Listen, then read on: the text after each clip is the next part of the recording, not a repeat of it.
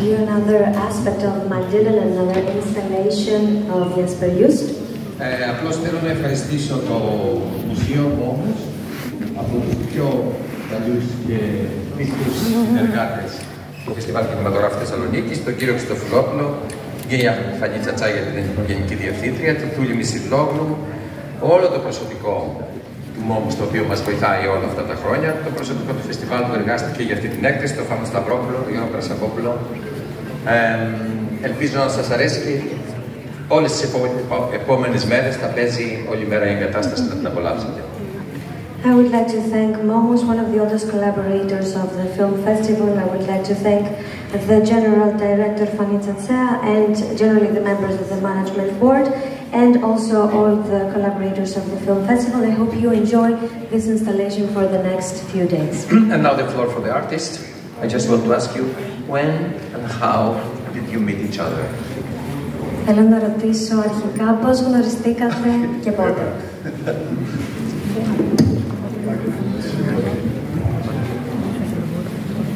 Oh, well, I got to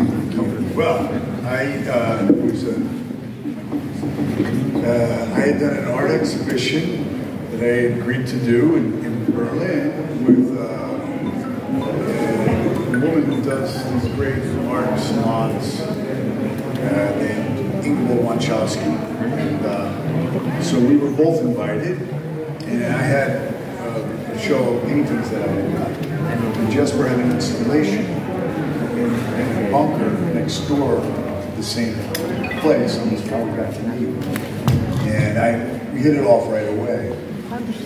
And but that was before he introduced this mad, crazy project to me. Γνωριστήκαμε σε μια έκθεση στο Βερολίνο, μια έκθεση που είχε οργανώσει η κυρία Wanchowski. Εγώ είχα κάποιους πίνακες, ο Γέσπερ είχε ένα installation και τότε γνωριστήκαμε και ταιριάξαμε αμέσως. Αλλά αυτό ήταν πριν μου μιλήσει για αυτό το εξωφρενικό project που βλέπουμε εδώ. Yeah, and I have had this idea for a long time about scanning the brain of an actor while in a role playing and going through various emotions. And then we had a dinner, and then I just thought, now I'm going to bring it up. I don't know how you will react. And he said, oh, sure, I'll do that until then later dawned on you what it was you had agreed to. Yeah, well, I knew that, I'm sorry. Ναι, είχα αυτή την ιδέα για πολύ καιρό να πειραματιστώ με ένα μαγνητικό τομογράφο και να εξερευνήσω τον εγκέφαλο ενός ηθοποιού, καθώς βιώνει αρκετά συναισθήματα. Έτσι λοιπόν τον κάλεσα σε ένα γεύμα, ένα βραδινό, και εκείνος αμέσως δέχτηκε. Yeah, I mean, so we stayed in touch. Gésper was living part of the time in New York, as well as Berlin, I think. And we had dinner, and he said, I got something to discuss, a project we could do together. I'm like, oh, this is great. And then he told me, I'd like to film your brain while you're acting in an MRI machine. Okay, well, let's keep that conversation going and see how it goes. And here we are, all this time later, it became incredible. But I think it's probably a very interesting concept. I thought the idea was very interesting, you know, the idea of είναι δυνατόν στο δικό σας, όχι βέβαια. Αυτό είναι. Ναι, συναντιόμασταν μεταξύ Νέας Υόρκης και Βερολίνου και μου είπε αυτό το project σε εκείνο το δείπνο. Ήθελε λοιπόν να τραβήξει κάποια πλάνα από τον εγκέφαλό μου την ώρα που εγώ έπαιζα σε μια πραγματική ερμηνεία. Το συζητήσαμε και έγινε πραγματικότητα. Η ιδέα είναι πάρα πολύ ενδιαφέρουσα και θα μας πει περισσότερο ο Γέσπερ. Yes, so the main concept is to have this emotional topography of the brain of an actor while being in role, blocking through dialogue and going through various emotions. We see the reaction in the brain, and the camera's constantly zooming in closer and closer on the brain waves. And I was interested in the concept of performed emotions versus real emotions, and kind of claiming that all emotions are performative, that we learn to do emotions by upbringing, experience, and so it was in a way to see performed emotions versus actual felt emotions, if there is a difference. Of course, this is not science, because then we would have to have 200 actors to compare, but it is fiction meeting the actual anatomy of Matt's brain, so I thought that was a real interesting meeting. Η ιδέα λοιπόν προέκυψε από το ότι ήθελα να έχω μια συναισθηματική τοπογραφία του εγκεφάλου, ενώ ο ηθοποιός ερμηνεύει. Ήθελα να υπάρχει και ο διάλογος, αλλά και τα συναισθήματα, και ήθελα να δω αυτές τις χημικές αντιδράσεις και τα εγκεφαλικά κύματα την ώρα που διαδραματίζεται όλη τη διαδικασία. Ήθελα επίσης να δείξω ενδεχομένως τη διαφορά μεταξύ των συναισθημάτων που υπάρχουν κατά τη διάρκεια μιας ερμηνείας και των αληθινών συναισθημάτων ενός ανθρώπου. Ήθελα με αυτόν τον τρόπο να υπογραμμίσω ότι όλα τα συναισθήματα είναι παραστατικά. Φυσικά αυτό δεν πρόκειται για επιστήμη, καθώς αν ήταν πείραμα θα είχαμε 200 ηθοποιούς που θα περνούσαν από αυτόν τον τομογράφο. Όμως είναι μια πολύ πετυχημένη συνάντηση ηθοπλασίας και ανατομίας. And I don't know if you want to say a few words on how, or is that private? How, as what kind of method to create emotions? Is that drawing on, you know, situation or personal experience, or what kind of? How do you get there? Yeah, it's quite a cocktail of different things for me. It's not any one thing, but one of the things that was really interesting to me about this, which is always interesting, is the idea of authenticity and artificiality, two things that are going hand in hand. The word that comes to mind is, you know, thinking about this is now I can't remember the word. Okay, I've forgotten the word, okay. But I will remember it, I promise you that. That's what happens to the brain when you go in the machine. But it is definitely something that interests me. And so, from my standpoint, when we first started to talk about the project, if you remember, he had written some text. I don't think they were all completely written yet, right? No? And I had some suggestions of ideas that I thought might be good too. And he was very generous, very open to it. And of course, in the end, his ideas were much better than the ones that I came up with, but I tried. And in fact, the writing was really good. So, and I find with good writing, it makes your job a lot easier, you know. And in this case, the writing was very emotional. It moved me. I felt very emotional, which is what we look for as actors. And in this case, I'd say that all of the writing was emotional, and all of it, the writing was emotional and musical. There were a lot of musical elements to it, because music really is something that triggers emotion. And a number of the scenarios, I think it's now amalgamated into one, but a number of the scenarios quite powerful, I felt. Like that was, I mean, I remember one of the ideas, you want to? Okay, but one of the ideas which was very powerful was the story of a guy who was a music critic, but he would have his whole life and his career revolved around music, and yet when he developed something, and when he would hear music, he would have seizures, right? He would have these seizures. So this is the anticipation of his first time listening to music.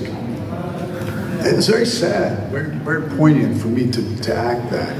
Anyway, so I liked what he'd written. It was quite strong. Στη πραγματικότητα η ερώτηση ήταν αν υπάρχει κάποια συγκεκριμένη μέθοδος από τον Ματ να δημιουργήσει τα συναισθήματα, αν εμπνέεται από προσωπικές εμπειρίες και καταστάσεις ή από εξωτερικές ιστορίες. Και η απάντηση είναι ότι δεν πρόκειται για ένα πράγμα, πρόκειται για ένα κοκτέιλ έμπνευσης και παραγόντων. Στην ουσία θεωρεί ότι η αυθεντικότητα και το τεχνητό πάνε μαζί. Υπάρχει μια αρχή και μια βάση, η οποία ήταν φυσικά το σενάριο. Ο Γέσπερ ήταν πάρα πολύ γενναιόφερος με τις ιδέες του και υπήρξε μια γόνιμη συζήτηση σχετικά με το σενάριο, όμως η βάση του ήταν πολύ καλή και αυτό έκανε τη δουλειά του ηθοποιού πάρα πολύ εύκολη. Εξάλλου, αυτό ψάχνουν όλοι οι ηθοποιοί, ένα σενάριο που θα είναι πηγή συγκίνησης και επίσης ενείχε πάρα πολύ έντονο το στοιχείο της μουσικής, που επίσης προκαλεί συγκίνηση. Έτσι λοιπόν δημιουργήθηκε στο τέλος ένα αμάλγαμα σε αυτό το σενάριο και μάλιστα αναφέρει στο τέλος ένα χαρακτηριστικό παράδειγμα που τον είχε εμπνεύσει σαν ιστορία, ένας κριτικός μουσικής, ο οποίος ανέπτυξε στην πορεία της καριέρας του μια πολύ ιδιαίτερη αντίδραση στο άκουσμα της μουσικής, του προκαλούνταν επιληπτικές κρίσεις, κάτι τέτοιο τον ενέπνευσε, πώς μπορεί ο εγκέφαλος να αντιδράσει σε συγκεκριμένα ερεθίσματα. Okay, real quick, I want to say one other thing. I remember the word. I think it probably has, I don't know if it's Latin or Greek maybe, but the verisimilitude.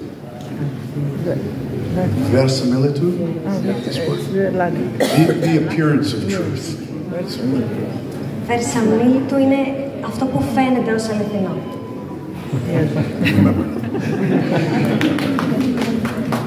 Sorry, Jesper. Let Jesper speak. No, I was just saying a few very short things that it was. We talked about scenarios, and it's 5 different scenarios of people lacking the sensation of feeling emotions, and in the beginning it's this. Character that is not capable of feeling anything unless he imagines music, and then it comes back to him. And actually what we see in one of the brain scans is Matt imagining a piece of music, and it looks the same way as if you're listening to music. If you just know a piece of music very well and you go through your head with that piece, the scanner will pick up that piece of music as if you were listening to it, but in your audio cortex. But it's actually just you. I don't know if it's truth, but it's meeting the music meeting the anatomy of your brain. I think it's going to be interesting to translate. This is one. Ναι, στην πραγματικότητα υπάρχουν 5 σενάρια και αφορούν ανθρώπους που δεν μπορούν να νιώσουν συναισθήματα. Ένα από αυτά τα σενάρια είναι ένας άνθρωπος ο οποίος στην αρχή δεν μπορεί να νιώσει τίποτα εκτός και αν ακούσει μουσική και αν έχει ένα τέτοιο μουσικό ερέθισμα. Και μάλιστα ένα από τα σκάνς παρατηρήσαμε ότι ο Ματ προσπαθεί να φανταστεί πώς θα ήταν να ακούσει μουσική. Τι αντίδραση θα είχε αυτό στον εγκέφαλό του. Και στην πραγματικότητα το συγκρίναμε με το πραγματικό άκουσμα μουσικής και πώς αυτό αποτυπώνεται στον τομογράφο και ήταν πολύ παρόμοιο. Δεν ξέρω ακριβώς πώς λειτουργεί και αν έχει να κάνει με το ακουστικό κανάλι, αλλά αυτό παρατηρήσαμε και ήταν πάρα πολύ ενδιαφέρον. I don't know if we don't have Q&A, we have no questions, so just say a few words. But I would just say thank you so much, Matt, for doing this, because I know that it's a crazy thing that you said yes to, and I mean, I would be intimidated doing this, but you were a real hero trooper doing this, letting us all in there where we normally can't see. Well, listen, I was very happy to be a part of it, and I did have reservations, especially in the part where it says in the form, if you have claustrophobia, you might not want to be in the machine. I was like, that's me. But I really was, and I'm always happy to participate in something really different and interesting, and this was not like anything I'd ever done before, so I was really happy. Does that mean we're seeing both your acting emotion and your fear of tight space in... That is true. If there is anything in that brain scan that reads claustrophobic, that's real. That's very real. Yeah. Ευχαριστούμε πάρα πολύ. Θέλω να πω ευχαριστώ βασικά στον Ματ που είπε ναι σε ένα τέτοιο project που ήταν πραγματικά μια πρόκληση, ήταν αρκετά τρελό. Ίσως εγώ προσωπικά φοβόμουν, αλλά ευχαριστώ πάρα πολύ που δέχτηκες. Ο Ματ απαντά ότι είναι πολύ χαρούμενος. Ο μόνος συνδυασμός που είχε ήταν ότι είναι κλειστοφοβικός, οπότε φοβήθηκε αρκετά να μπει σε αυτό το μηχάνημα. Όμως είναι πάντα χαρούμενος να δέχεται νέες προκλήσεις και νέα project. Επομένως, ενδεχομένως να δούμε και τα τεχνητά συναισθήματα που δημιουργεί ο Ματ και το φόβο του επειδή βρίσκεται κλεισμένος μέσα σε ένα τέτοιο μηχάνημα, μέσα από τα πλάνα του installation. So thank you very much. Thank you.